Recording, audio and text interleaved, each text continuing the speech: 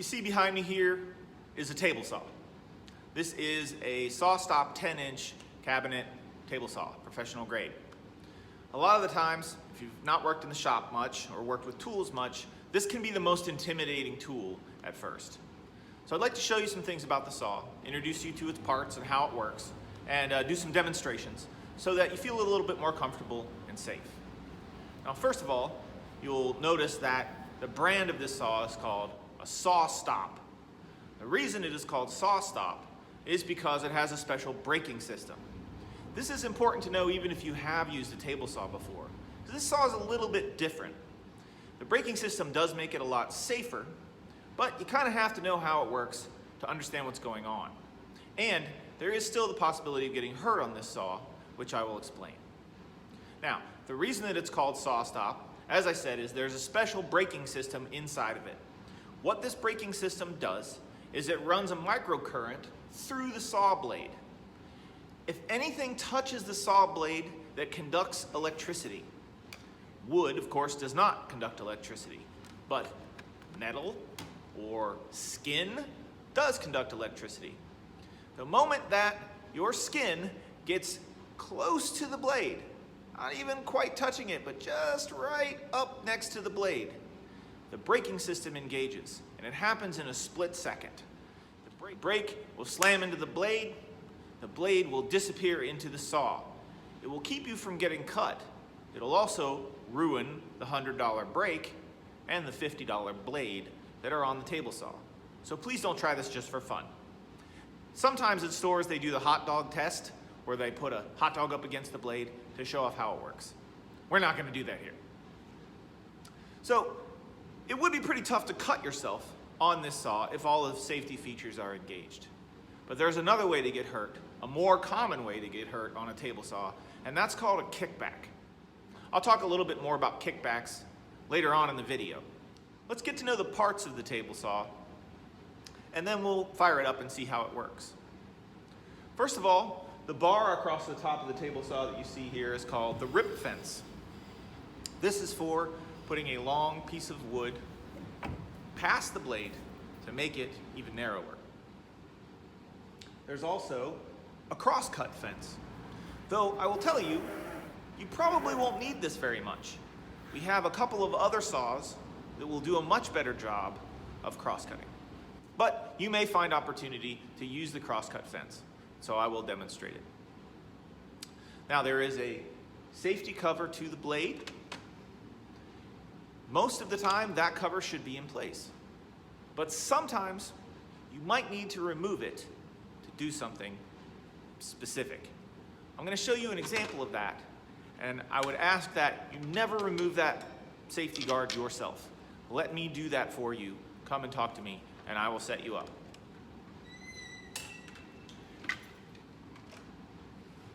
You might notice that the operating switch on this table saw is a little more complicated than some of the other tools. It actually has two switches.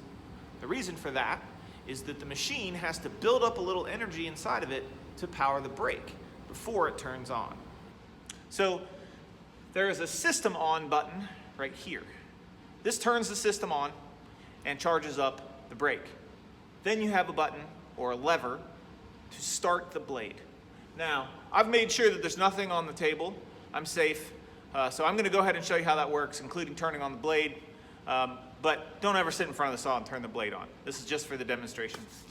So you'll notice when you turn this switch on, some lights are going to blink. You get a green light and a blinking red light. Don't ever do anything until that red light stops blinking. That means it's charged. Once it stops blinking, you got the green light, you're ready to go. To start the saw, you actually pull out on this little paddle, and it says pull to start right there. To stop the saw, you push in. It's a nice feature. It's a nice big off switch. You really can't miss it, especially if you ever had a problem and you were, say, holding a board in place and you needed to suddenly stop the saw. You don't have to search around for it very much. It's right there. It's about as big as your hand. You might also notice a small pedal down on the left of the tool that says raise and lower on it. This is to move the table saw around if you ever needed to relocate it. Please don't ever do that without my help. Mostly this table saw stays in place. You can see that the table on the right of the saw is all set and level, and this is a very important feature of the table saw. If that gets out of level, things don't quite work the way they should. You don't get a perfect cut. So really, we try not to ever move this saw, but it does have a nice portable base feature that if we did ever have to move it, it wouldn't be the end of the world. All right, let's make some cuts and see how the saw works. I think the first and easiest cut to demonstrate is a rip cut. And this is what you probably will use the saw for most.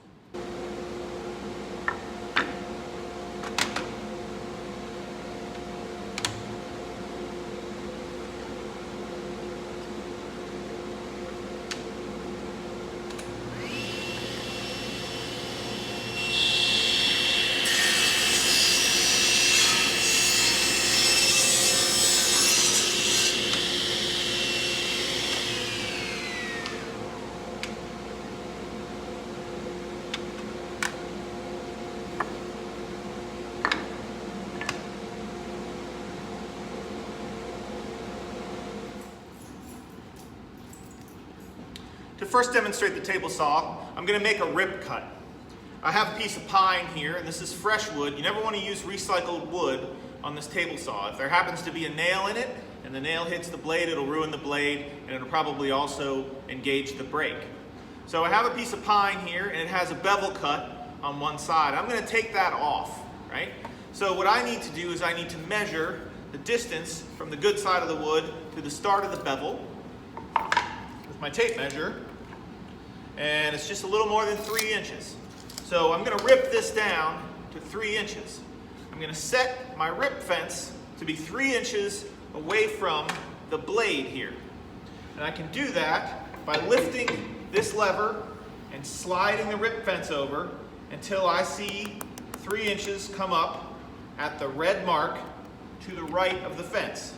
And to do a subtle adjustment, I can just tap it lightly. When I get to 3 inches, I'm going to push this lever down, and that locks the rip fence in place. Now I know that there's 3 inches between the left side of the rip fence and the right edge of the blade.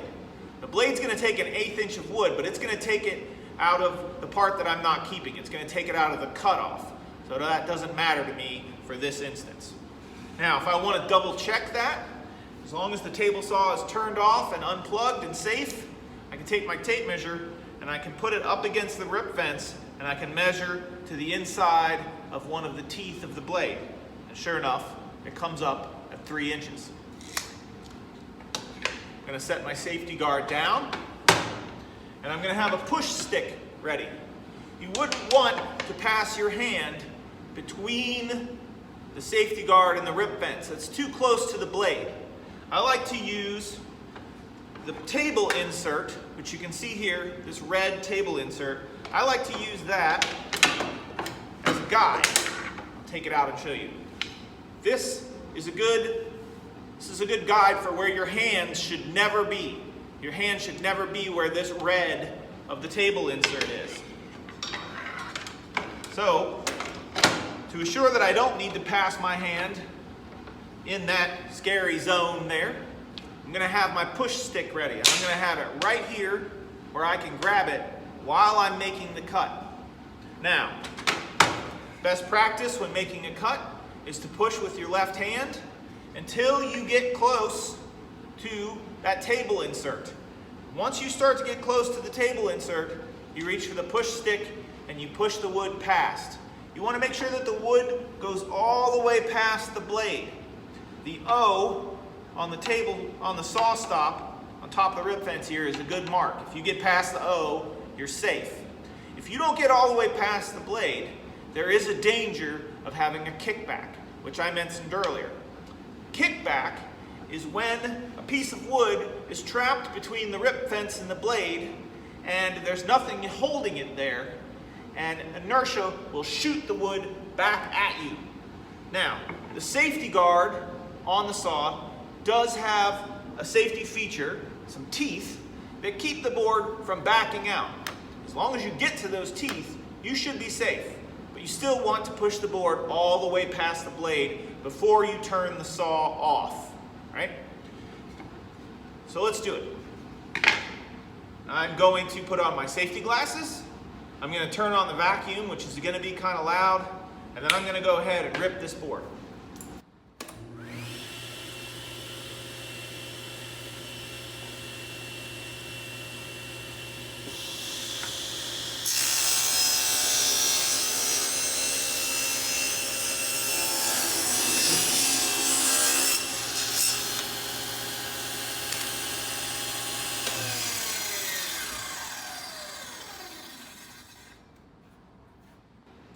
Notice that I did not reach for that board at all until the blade completely stopped moving.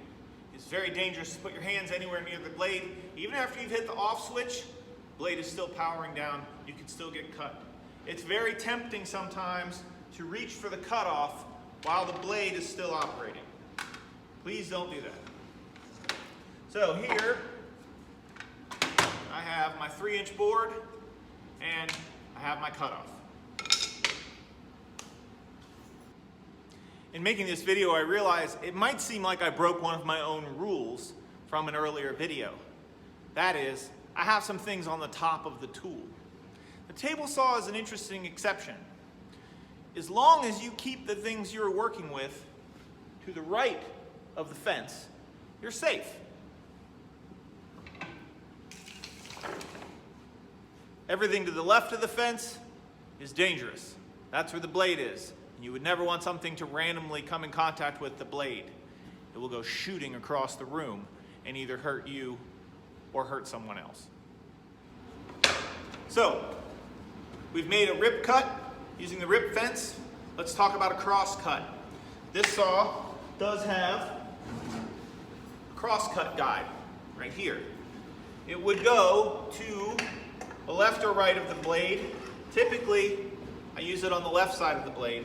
You would put your board up against it, and then you'd go past the blade and cut off the end. That's called a cross cut. You cut across the grain of the wood.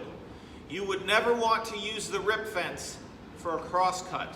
It's tempting to save time to just set the rip fence at whatever this distance is on your board and then pass the board along the rip fence.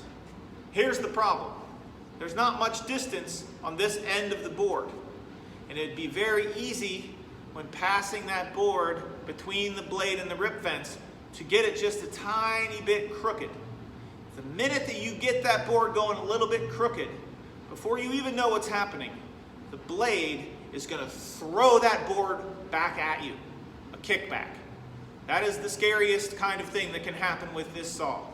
If that board comes flying at you, it's going to hit you before you even knew what happened. It can break bones, can puncture your body, can really hurt you or someone around. So please, do not ever use the rip fence for anything other than a rip cut.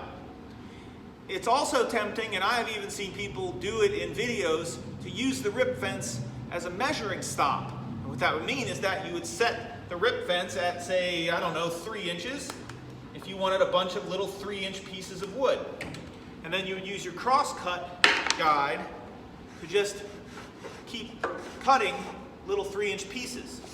Problem with that is, those 3-inch pieces build up here between the rip fence and the blade. And if one of them gets caught by the blade and it hasn't gotten underneath the kickback guard, it's going to come flying at you. And again, it can hurt you or someone else. So do not get a kickback. As I said before, there are other saws in this shop that are very useful to make a cross cut. But I'm going to show you how to make a cross cut anyway, just in case. The first thing you would do is decide your measurement. Let's say I'm going to cut it at 11 inches. Use my carpenter square.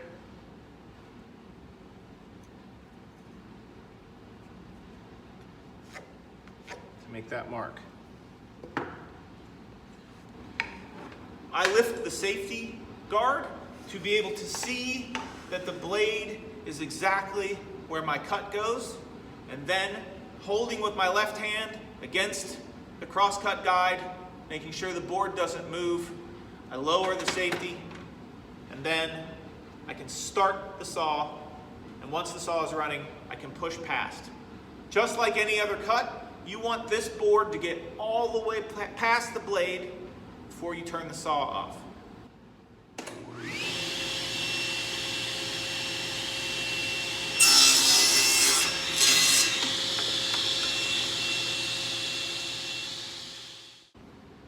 Some other adjustments on the table saw that I'd like to point out. You might notice down on the base of the table saw here, you have this combination of knob and hand crank. There's two of them. One of these adjusts the depth of the blade, the amount of the blade that's sticking out of the table. The other one adjusts the angle of the blade in case you want to make an angled cut. It's a bit counterintuitive. Here you see the angle gauge going from 0, which would make it a 90-degree cut, up to 45 for a miter. Now, that adjustment is actually made by the knob on the side. Both of these work the same way. There's a set knob in the middle. That tightens it so that it doesn't move around. If you want to make an adjustment, you first loosen that knob and then turn the hand crank. Now, to adjust the angle, you use the one on the side, and you'll see this move.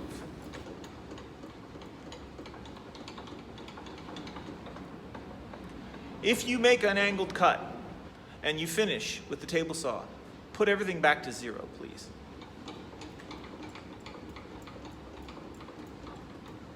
And always, when you're using the saw, tighten the set knob. Don't ever try to turn these without untightening the set knob. You could strip out the gears. This one in front adjusts the height of the blade. Because the blade guard is actually attached to the blade, the whole thing moves, so you know when you're adjusting things. It's a best practice to keep the blade about 1/4 to 1/2 inch taller than the wood that you're cutting. I use the gap in the blade between the teeth. That gap is a good measurement. So you should have most or all of that gap sticking up past the wood that you're cutting, but not more than that. If you're cutting a little tiny 1/4 inch thick piece of wood, you don't need 4 inches of blade sticking out of the machine. That would be silly. One last quick note about using the table saw, and this has to do with where you stand. When you use the table saw, you need to be comfortable. Now, a lot of people, when they first start using this tool, are nervous. They're a little bit afraid of it, especially in regards to kickbacks. So a lot of folks think, well, I'm just going to stand to the side.